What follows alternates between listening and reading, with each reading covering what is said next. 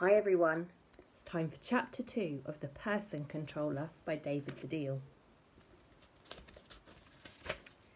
Eric Stone was, there is no nice way of saying this, fat. Well, there are nice ways of saying it, and Eric often did use these ways, describing himself as big-boned or portly, or suffering from terrible water retention. But the truth was he was fat because he ate too much. He didn't have terrible water retention. He had terrible bacon sandwich retention.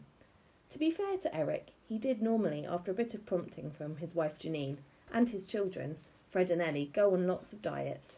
He had been on the high fibre diet, the low carb diet, the juice diet and the no juice diet, and the cabbage soup diet, and the pea and mint soup diet, and a diet he made up where he only ate banana muffins and cheese.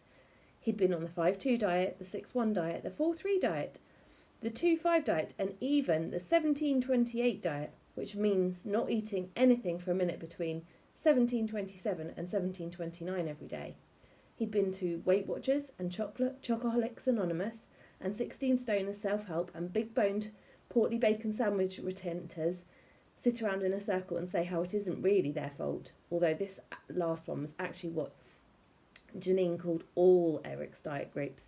The trouble was the diets didn't make Eric any lighter.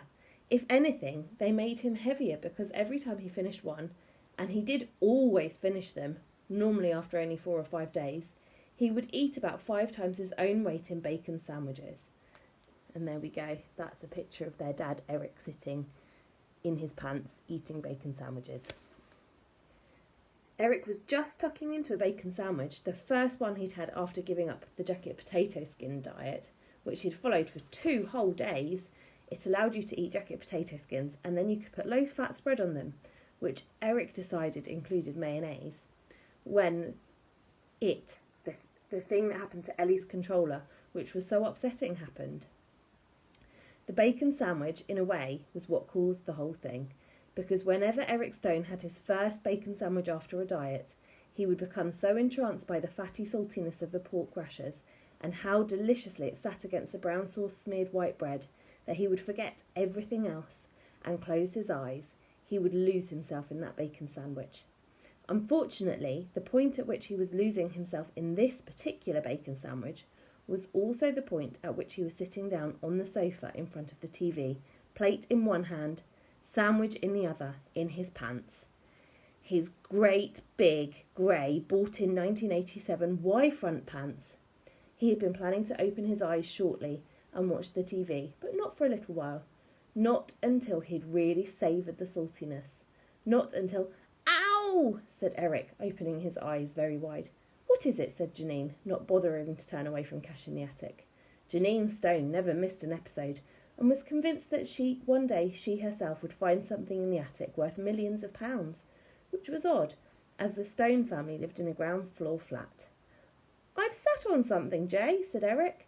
Well, move off it then, said Janine, still looking at the screen while stroking the family's cat, a white fluffy beast called Margaret Scratcher. I can't. You can't. I think it's stuck. And look, there's a picture of their mum, Janine. Eric stood up. He turned around, facing away from his wife.